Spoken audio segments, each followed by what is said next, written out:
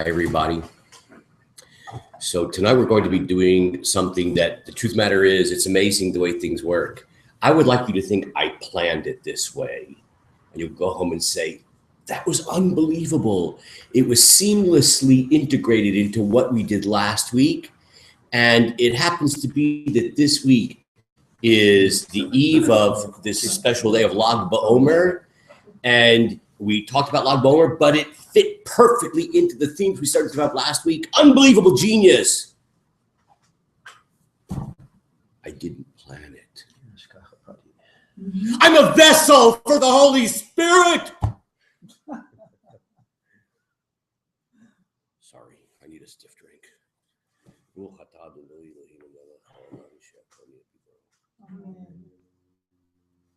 I didn't plan it. It just happened to work out that way. It's unbelievable. Now, in just really a few minutes, we're going to enter into the 33rd day of is the 33rd day from the beginning of Pesach. Right?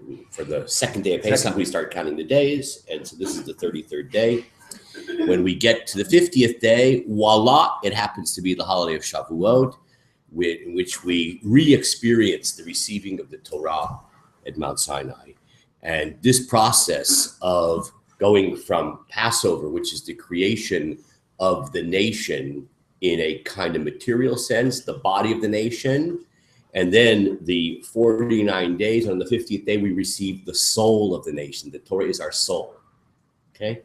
So it's a time of working on oneself, a time of refinement, a time of self-change. That's what this is, of course, all about. Now, what's so special about the 33rd day?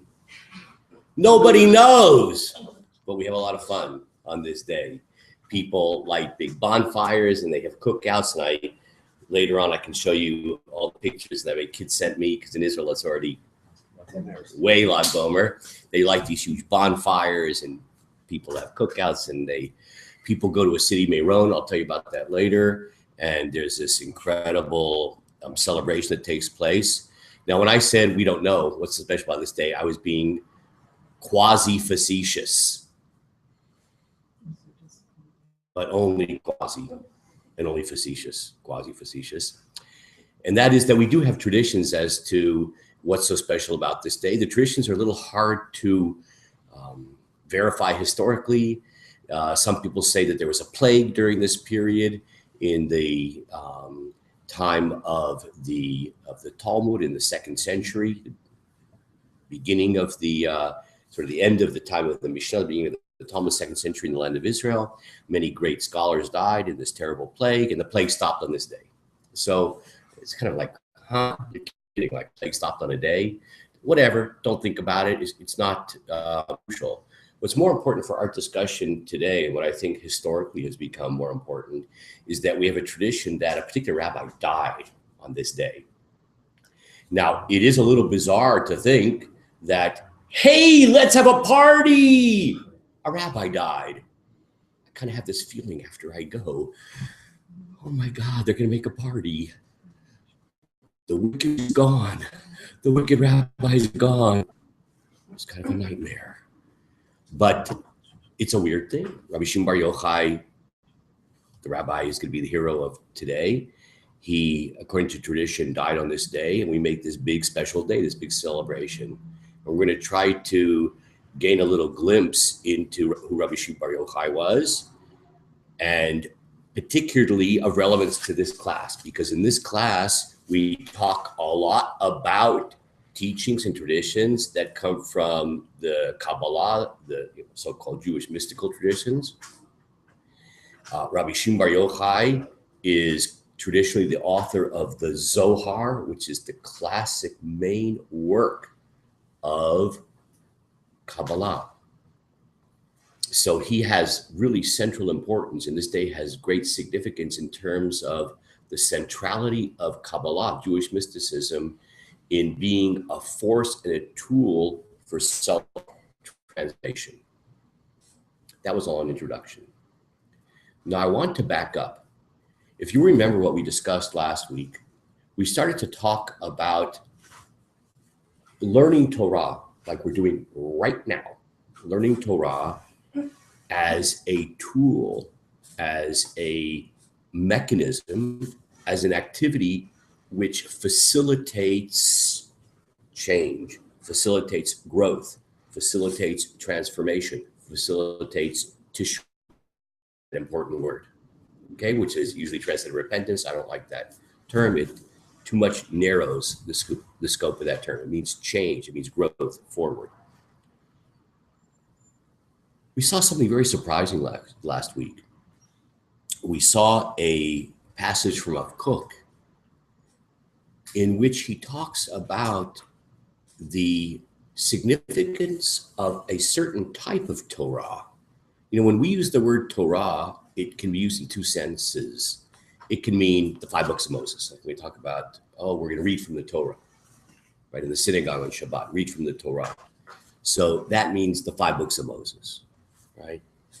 But we also use the same term in a very far-reaching kind of generic sense. I mean, any sacred teaching of Judaism.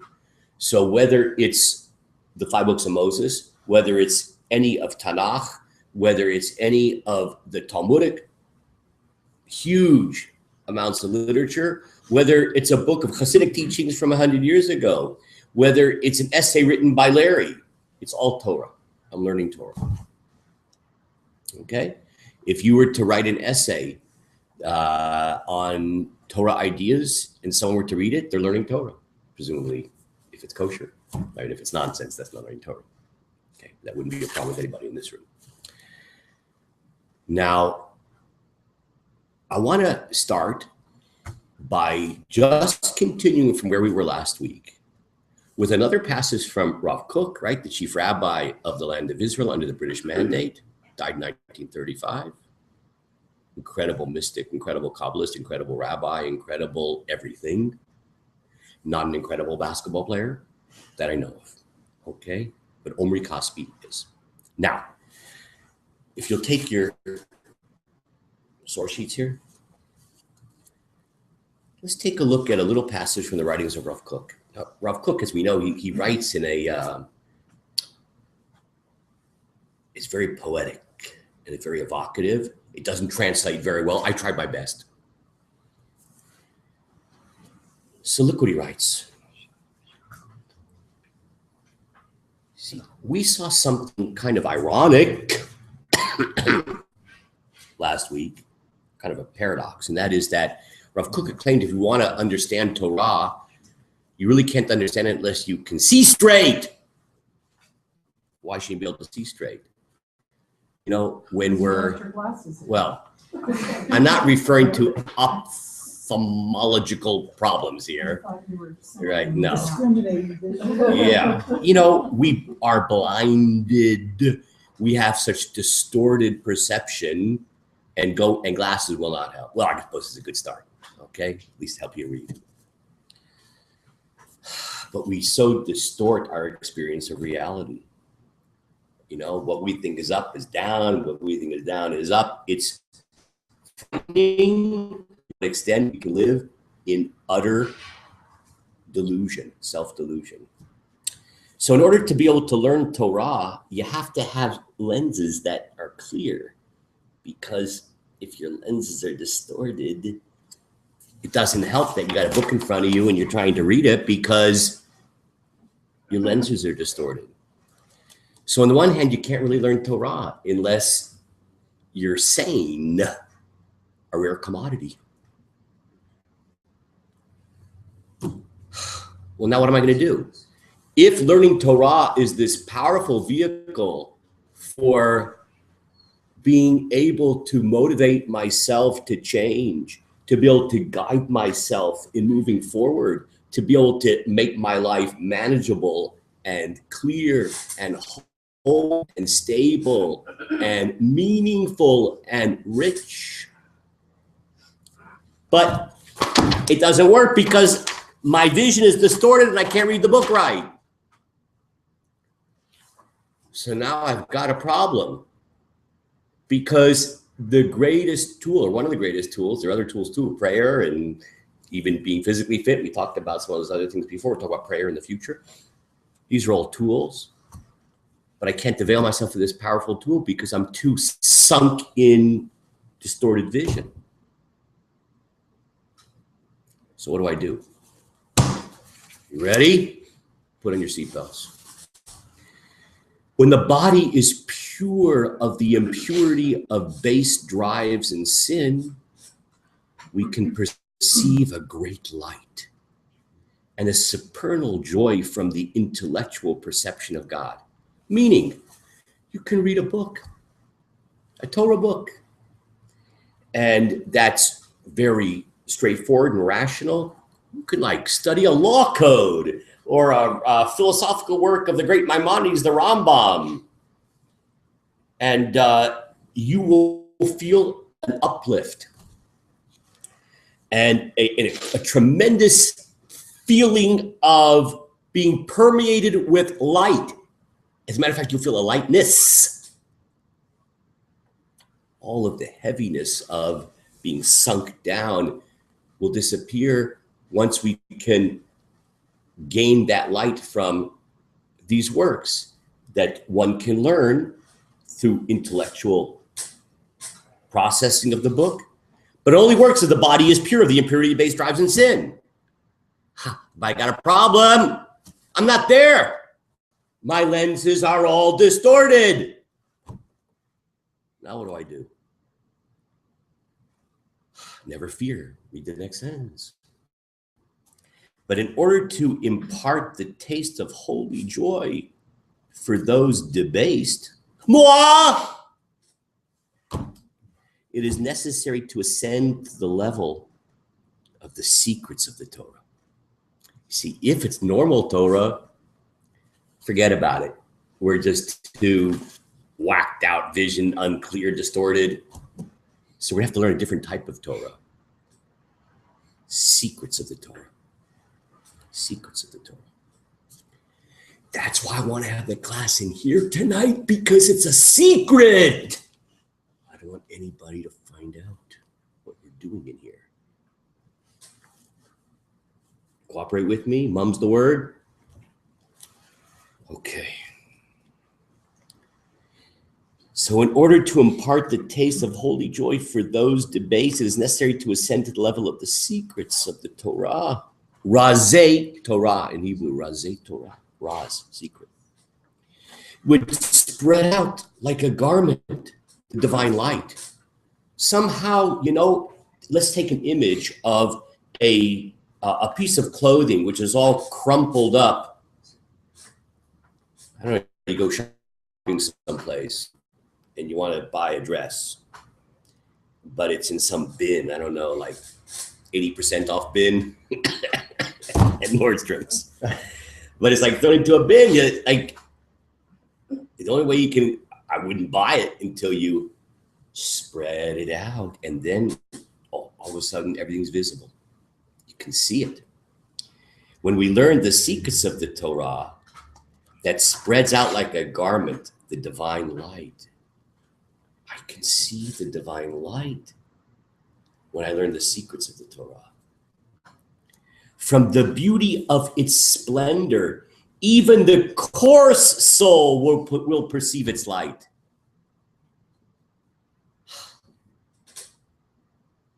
It's supposed to make you feel good, Tara. You used the wrong form of course. Oh. Uh-oh. Is that how you spell course? Oh, you're right. C-O-A. Oh my gosh. C-O-A. How's that for a Berkeley? You see that? Don't go to Berkeley. You won't even know how to spell. Even the coarse soul, it's that automatic checkering word. It's all its fault. Even the coarse soul will perceive its light. Thank you, Tara. I'll change that in future editions. Therefore, in recent generations, now get this. So he's writing this, right? He died in 1935. But I do not think things have changed, and I think things have gotten a heck of a lot worse. Therefore, in recent generations in which the darkness of base drives have become so powerful, and the strength of impulse control, remember that? Adios, impulse control. I don't know where that went to. That's like, whoa, that kind of got zapped up from the earth, it doesn't exist anymore on this planet, has become so weak until it's impossible to withstand the material sinking or the sinking into the material. And therefore, it is necessary to shine the unlimited light of secrets, which ascends in its lofty freedom. That light ascends in its lofty freedom to the highest heights.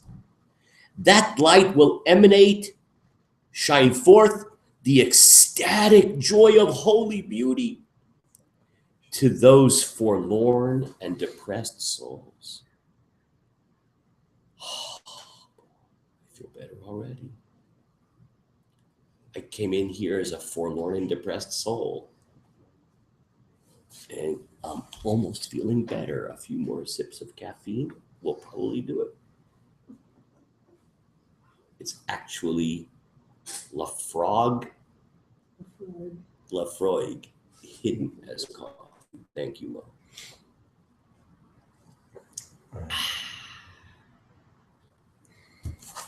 This is amazing. This is amazing. There are two types of Torah. There's a kind of conventional Torah, which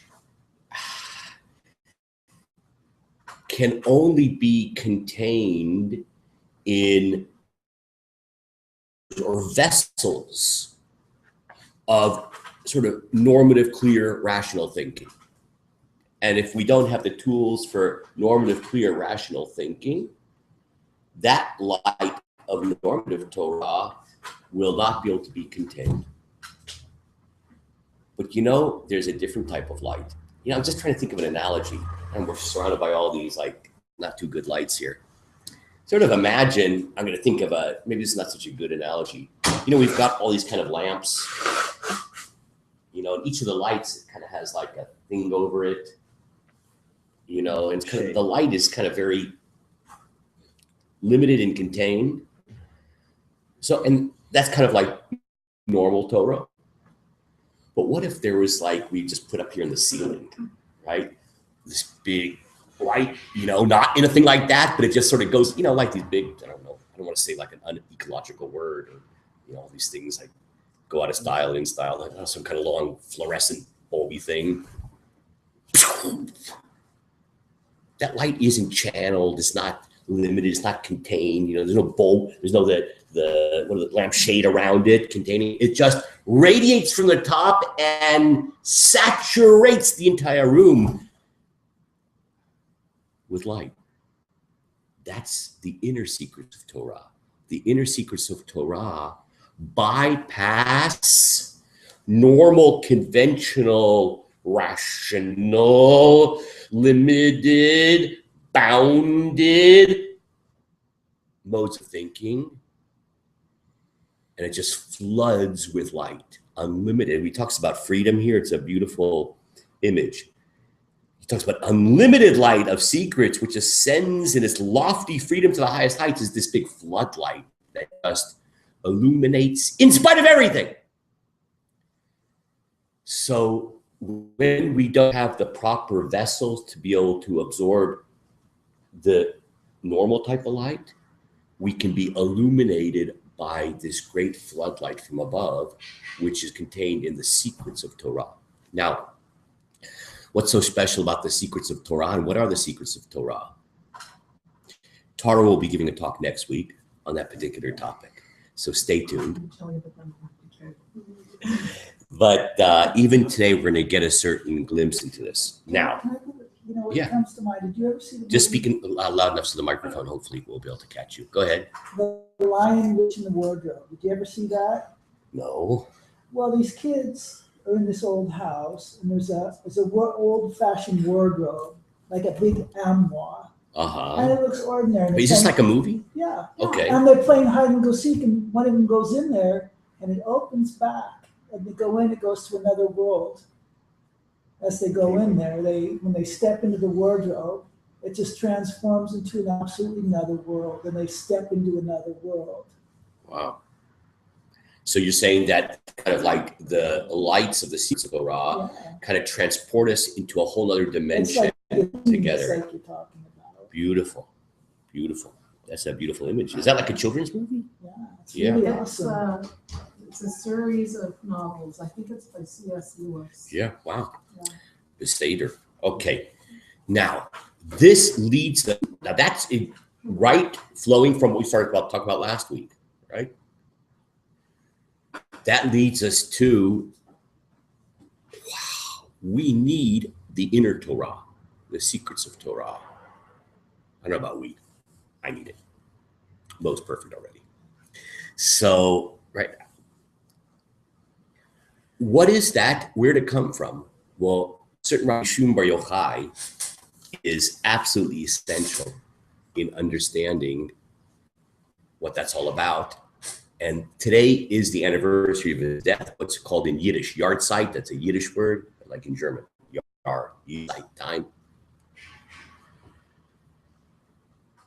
BaOmer is a celebration of his death. We'll have a little idea why we celebrate his death by the time we're done. It's also very much of a kind of insight coming from Kabbalah, the notion of to celebrate a death. It's like just see things in a completely different way, in a kind of an internal way, a truthful way, beyond the kind of perhaps distorted thinking where we think that death is this unbelievably horrible cessation of being. That's a distortion. It's an understandable distortion. We need to be able to have X-ray vision. Learning the inner Torah, secrets of Torah, gives us that inner vision. Rabbi Shimon bar Yochai. Now, Rabbi Shimon bar Yochai, he was born in the 2nd century of the Common Era. Now, just think about this for a second. Of course, in the land of Israel, our home. Rabbi Shimon bar Yochai is born in a time of not pretty easy to live in at all. The Holy Temple's been destroyed in the year 70. He's living in for the first third of the 2nd century, like most active in 130 to say 160, 170, in that's his active period. Temple's destroyed in the year 70. Romans are in charge and mean and oppressive. He's living at the time of the famous last rebellion against the Romans, which was near 132, which resulted not in success, at least in normal terms, and resulted in the deaths of many, many hundreds of thousands of Jews, because the Romans basically said, no more nice guys. If they did nice guy, no more nice guy. We're going to take off the kid gloves. We're going to teach those Jews a lesson. And okay, that's the great period that Rabbi Shimon bar Yochai is living in. Okay. Now, Rabbi Shimon bar Yochai had studied with a super famous rabbi. You may have heard of Rabbi Akiva. Okay, that was one of his great teachers. As a matter of fact, Rabbi Akiva refers to Rabbi Shimon bar Yochai as my son. That's how close they were. And during this incredibly oppressive time, they call it the Hadrianic persecutions because of the Roman emperor was named Hadrian. So the Romans said no more study of Torah, no more teaching of Torah, no more ordaining of rabbis. And the penalty for doing this is death. Rabbi Akiva, his teacher, is arrested for teaching Torah in public. And some of you may know the not very pretty ending of Rabbi Akiva, tortured to death by the Romans, who took knives and flayed off his skin while alive, layer by layer, until he died. Okay. Rabbi Akiva? Yes. Rabbi Akiva, right? Did I say Rabbi Akiva? Okay, good. Sometimes brain, mouth don't always coordinate, so just keep your eye on me, okay? And if I say something that doesn't sound like I want it to say, or if I spell the word course wrong, just tell me. Okay. So Rabbi Shimon bar Yochai sees his teacher, his spiritual master, tortured to death in this way. And there's this desperate attempt at maintaining the life of the Jewish people, especially the soul life of the Jewish people, which is Torah. They're a group of 5 scholars that got together. What are we going to do? And they were given ordination by a certain rabbi. These 5 scholars, they were ordained as rabbis. This was illegal. And the Romans caught the rabbi who ordained them. Rabbi Yehuda ben Baba was his name, and they executed him. The disciples who were ordained actually escaped for the time being. Hadrian, the Roman emperor, dies. Talmud describes his death as a not very pleasant one, and he certainly deserved it. The rabbis got together again, and they are hoping that this would be a period, the Wicked Witch of the West or East or whatever it is dead. They'll try to rebuild. And the rabbis meet, and there's a very famous discussion in the Talmud. Each of the rabbis went around and each one had a turn to discuss, what should we do? So one of the rabbis said, look, we should cooperate with the Romans. You got to be realistic. Maybe they're not so bad. They're kind of like into building, and look at these shopping malls they build and spas and theaters, all this good stuff. Another rabbi said, I pass. Rabbi Shimon bar Yochai, the hero of the day, told the truth, very unpopular truth, about the vicious and immoral Romans, and advocated defiance. He was very courageous. Happened to be that there was a traitor that overheard the conversation, who went and told the Roman authorities about this meeting that the rabbis had. And each one of the rabbis was arrested and given a proper sentence. So the rabbi that said we should cooperate with the Romans, he was actually given a gift certificate to Nordstrom's. And the Rabbi Shimon bar Yochai was going to be executed. What happened? He fled together with his son, and he hid in the house of study, the Beit Midrash. But the Roman authorities were bearing down on him. They're going to find him, and he goes. Very famous story. They go run into a cave. Sounds like in Afghanistan or something like that. In these caves, goes and runs into the cave. If you've been to Israel, there's a tremendous amount of caves all over the place. Runs to the cave. They survive miraculously, him and his son, for 12 years. Imagine living in a cave for 12 years. The Japanese did it after World War And that's II. just exactly what I was thinking. That's amazing. I was thinking exactly that thought. Some of them didn't even know it was over. Yeah, it's amazing. So he and his son, they lived there for 12 years. The Talmud says they survived on water and carobs.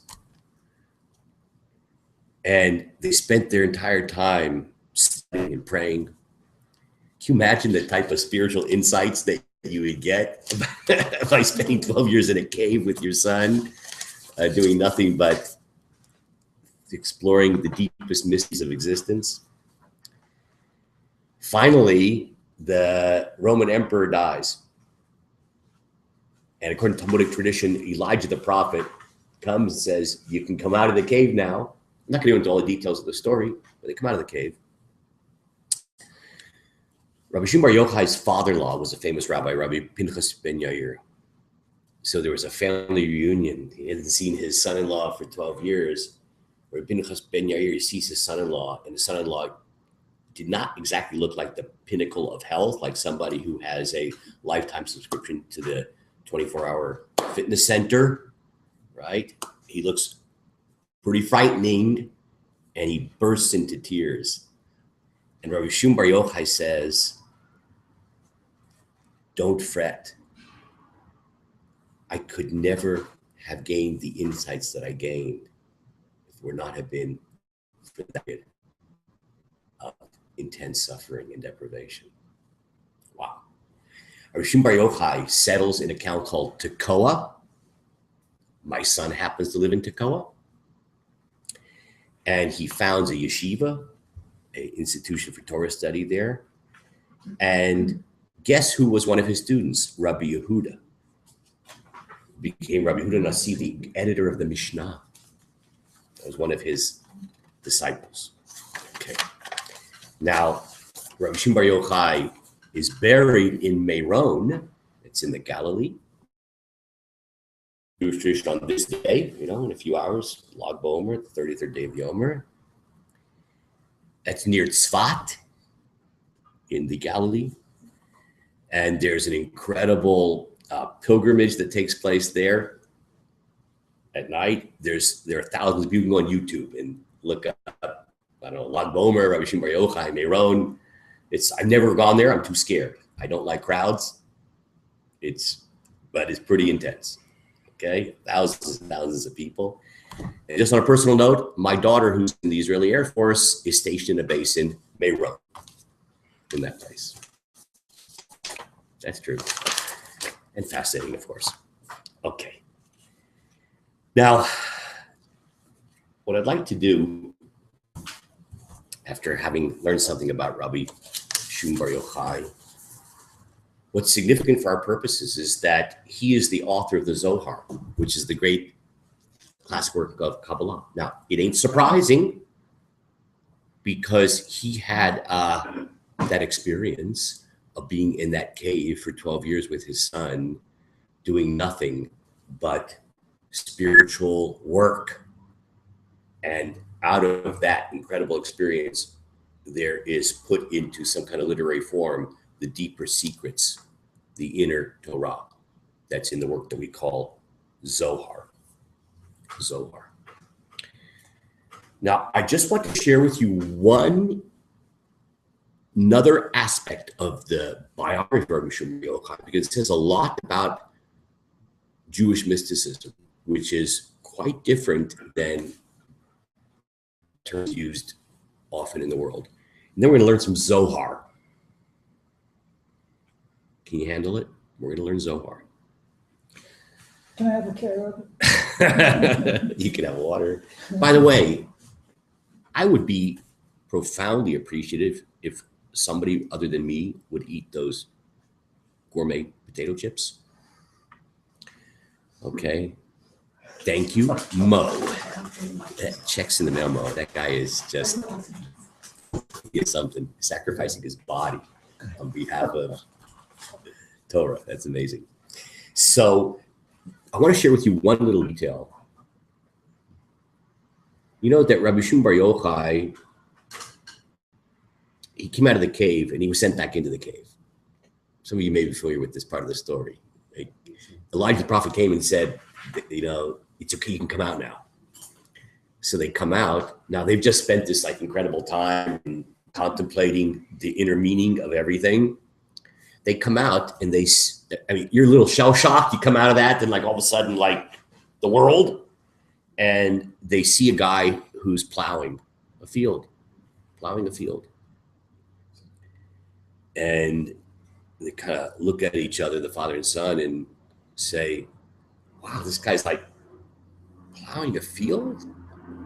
Why would a person plow a field when they could be involved in things of great deep spirit? A voice comes out of him and says, you're not quite there yet. Go back in the cave. And after a year, they come back out and they're transformed. They see a guy carrying 2 willow branches. And it's on a Friday. They say, why have these willow branches for? He says, because they have a really good smell. Yeah, what's that for? Because on Shabbat, I want to be able to smell really good things to enhance Shabbat. Why do you have 2 of them? Because one place in the verse says, observe the Sabbath. The other place it says, remember the Sabbath. So I smell it, 2 different willow branches, and I just feel, the sense of smell is very powerful. It does things to your brain, good things, hopefully. And by having 2, I'm reminded of these 2 aspects of the Sabbath to observe and remember. And Rabbi Shimon Bar Yochai says with his son, wow, no contradiction between the deepest spirituality, the physical material, they're one. This is one of the great insights of Jewish mysticism. Jewish mystics don't live in a cave, at least forever. There might be a time. But Jewish mysticism says, I'm going to now take the insights I have, and I'm going to borrow a Hasidic idea, I'm going to make this world a dwelling place for God. This world, my farming is going to be a dwelling place for God. A limousine company is going to be a dwelling for God. God's going to sit in the passenger seat, maybe even the driver's seat, etc. Whatever we do, baking challah, whatever it is. Jewish mysticism is not, release me from this world, I've had it. It's bringing God into the world. What else typifies Jewish mysticism? What makes it illuminating and redemptive? You know why? Because it cuts through the details and sees the unifying elements. You know, I was trying to think of an example of this. I'm not sure this is a good example, but like if you know something about computers, like really know something about computers, so it must be a completely different experience to sit in front of a computer. Because, you know, for me, it's just like a mysterious box that I just know if I do certain things, some other things happen. But it has all these like things but I have no idea of how they're interconnected. That's the same thing that you can approach Judaism that way. I've got all these mitzvahs. There's Shabbat, there's the Jewish dietary laws, there's not to wear wool and linen threads together. There's all these things that we do and things that we don't do, and a whole bunch of them, but you don't connect the dots. What's the comprehensive structure? Well, you have to have an inner view to be able to see that. That's Kabbalah. Kabbalah provides what is the uniting theory. And of course, now here's the last point I want to make about Kabbalah. The reason is because what it does is it says, I want to be in constant appreciation of the fact that not only are all the mitzvot united, but everything is one unity because everything flows from the divine oneness. All flows from God, who's the ultimate oneness. And therefore, if we could just see beneath the surface, we could see the underlying oneness of everything. So if you approach things from that vantage point of seeing oneness, which is Kabbalah trains you to do, to see the oneness, that completely transforms one's understanding of all of the dots, of all of the details. In the morning, we have 2 people here that come, Baruch Hashem, 3 days a week in the morning. And we are studying a Kabbalistic Hasidic tractate that deals with cultivating the ability to see other people and ourselves as one, instead of as discrete, adversarial, ego, hostile, trampling on me, and defensive, aggressive, all those things that happen when we see other people as all these individual beings. But if we had lenses in which we could sensitize ourselves that, wow, Mo, my thumb. It's not an insult. Larry's he's this finger. Right? Tara's the next finger mark, right? I hope my fingers cooperate with each other. Can you imagine the fingers like they're all fighting with each other? Oh, that would be really bad and pretty neurotic. That's the way we are. We're all just fingers of a hand, and the fingers are fighting with each other because they don't understand these blind fingers that's just a hand. That's what Kabbalah trains us to do, to be able to plow deep and see the underlying unity of everything. Are you ready to put on your scuba gear? Because we're about to go deep, and we are going to learn from the Zohar itself. The description in the Zohar of Rabbi Shimon bar Yochai's which is this day itself. So see where it says on the second page, Yochai, Zohar, Kabbalah, and BaOmer. It says Zohar, Idrazuta, on the day of Rabbi Shimon's death. Are you ready? Okay, now this is from the Zohar. This is not like about the Zohar. It's like Coca-Cola. It's the real thing. Okay? Yochai. Now, we can't pretend, or I can't pretend, I have a perfect, deep understanding of this. This could be understood on so many different levels. We only have time to plumb all of the nuances. We'll read through it. This is the anniversary of his death, reading about his death. I think you'll come away with, something's going to happen. You know what's going to happen too? We're all going to walk out of here not the same people. That's a money-back guarantee. Because this is transformative. This is illuminating. I don't care what kind of lives we've led to this point.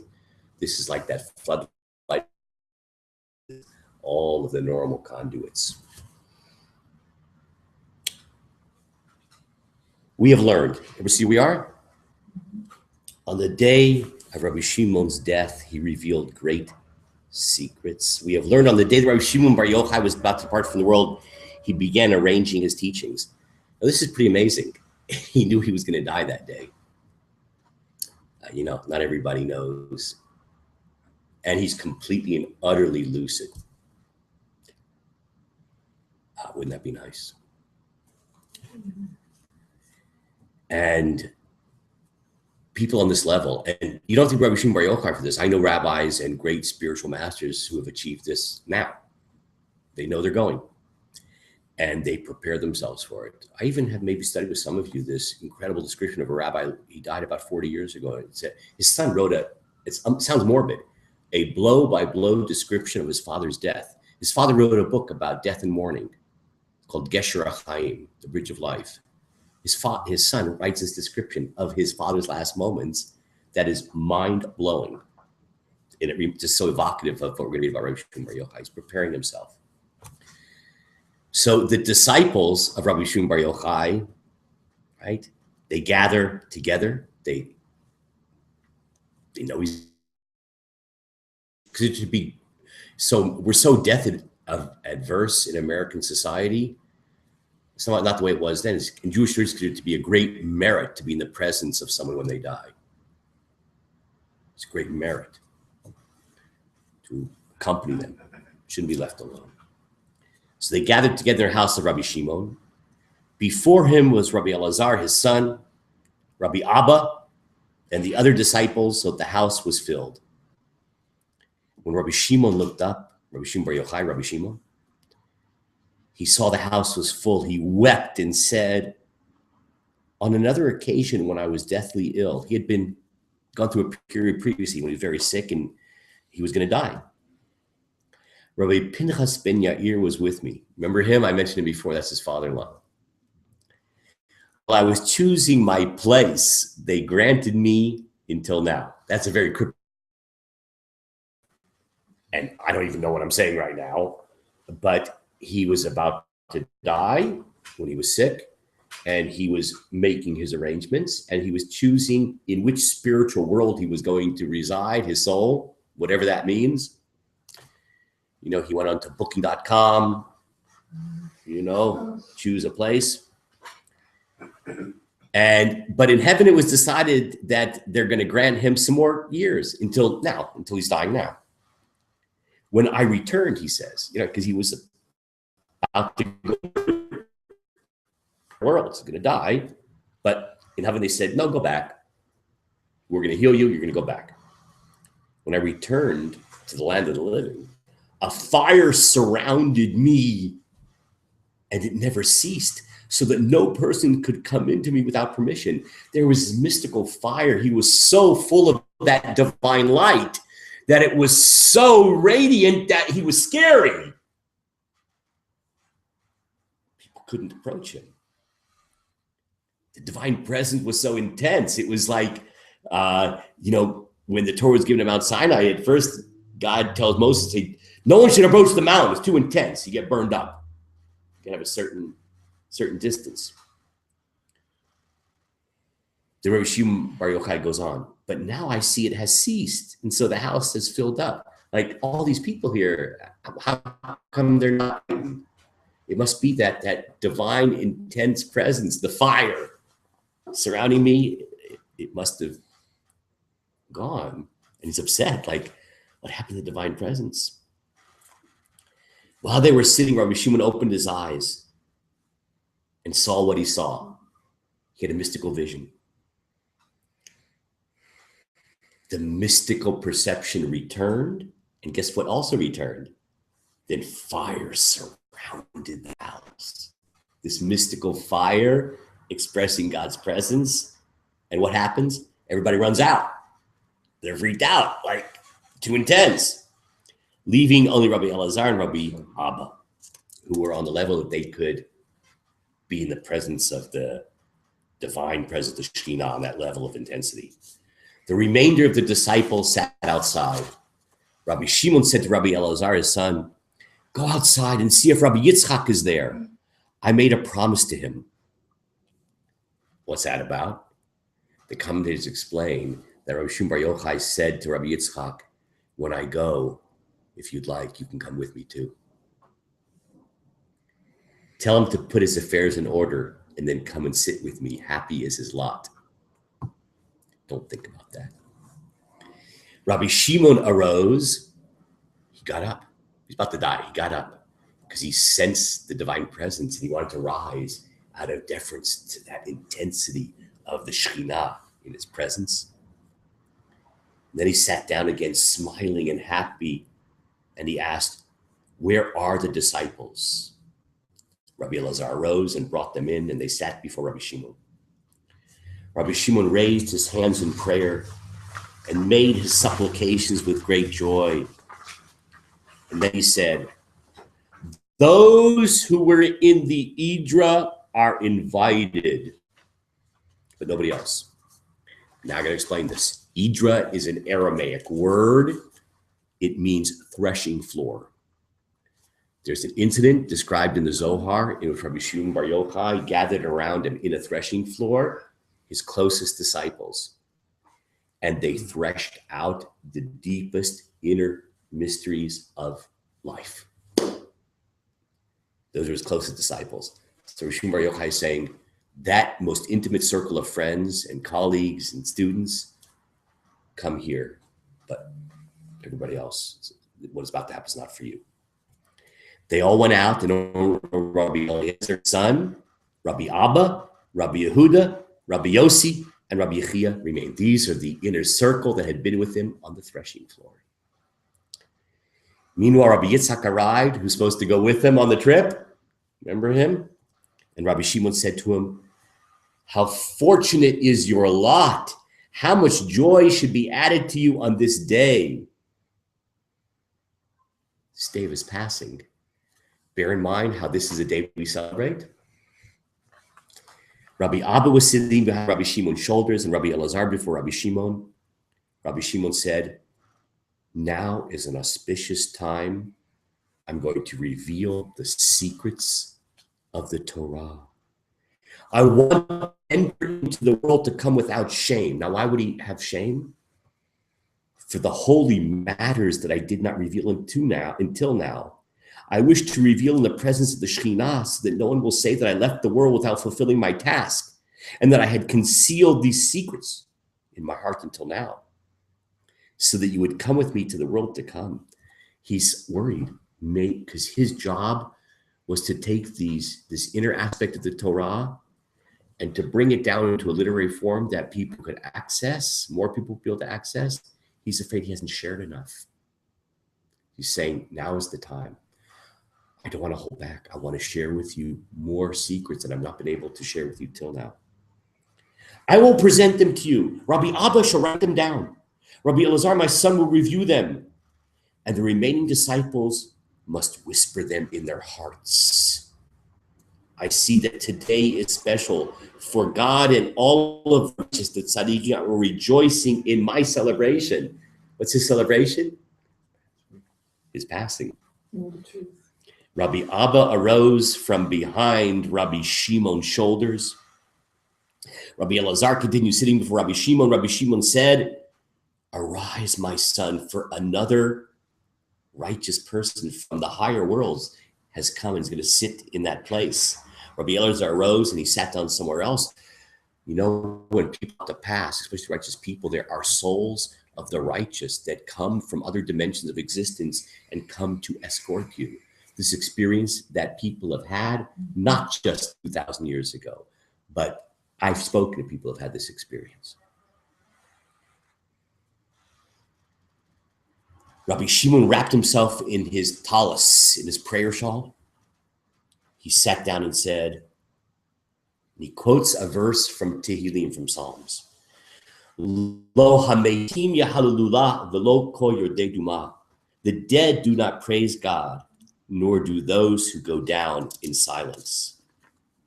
So that's a verse in Tehillim, pasuk in Tehillim. Now he's going to interpret it. What does it mean the dead do not praise God? Dead doesn't mean, he says, a dead person. The dead do not praise God. This surely means those who are called dead even while they're alive. People who are alive and they're dead. If we don't live lives of meaning, if we don't live lives of spiritual clarity, if we don't live lives of meaningful relationships, if we don't live lives of productivity, we're dead. We're biologically alive. We're truly dead. For God is called living, and he dwells among those that are also called alive, the righteous, not among those who are called dead, even during their lifetimes, who didn't cleave to God, the source of life. The end of the verse states, nor do those who go down into silence praise God. Those who descend to silence will remain there. A person who is dead in their lifetime, they got a head start on being dead, and they will truly be dead. But when we pursue things which are of ultimate truth, death is just a transition. It's just a transition. But those who were called alive are different. The holy and blessed be he desires their honor. Now we're going to finish this off. Rabbi Abba recalled, I was writing. Remember, Rabbi Shimon Yochai is talking and sharing his last secrets. And Rabbi Abba is writing down what he's saying. I was writing. In the middle of quoting a verse, Rabbi Shimon stopped at the word Chaim. He was saying something, he's quoting a verse, and it happened to be the word Chaim. What does Chaim mean? Life. And he just stops. Rabbi Shimon Yochai stops at that word. I waited, Rabbi Abba says. I was taking notes. I'm waiting for him to continue. Wanting to continue, but did not raise my head to see why Rabbi Shimon had stopped. For I was unable to look at the great light that was shining around him. Suddenly I heard a voice call out a verse with the word Chaim. And then another voice, a mystical voice, calling out another additional verse with that word. I fell to the ground and wept. When the fire and light departed, I saw the great light. Rabbi Shimon had passed away on his right side, and his face was smiling. That's Rabbi Shimon Bar Yochai, the author of the Zohar. And today is his yahrzeit, the day of his passing. What's one of the most powerful images in this whole piece here that we were talking about from the whole evening? The image of light. And a light which is so powerful that it can permeate every nook and cranny, bypass any kind of obstacles, and lift us up so that we can be alive. Alive now and alive forever. With that light of the Shekhinah, of the divine presence. One of the big ways we celebrate the death of Rabbi Shimon Bar Yochai is with light. People light these huge bonfires. Show you pictures that my kids took. People in their backyard, or they go out and they do it in public. It's a little scary, to tell you the truth. I'm afraid the whole country is going to burn down. It's because that's the light of the divine presence. That light of the divine presence that Rabbi Shimon Bar Yochai was a conduit for. That incredible torch that we can warm ourselves and that we can become illuminated through his light and through those great mystical traditions that he passed down and that we can access in a way which is so transformative and redemptive for ourselves. I want to wish everybody a wonderful Lag BaOmer, a transformative Lag BaOmer, and a light-filled. Thank you, Shreya. Yeah.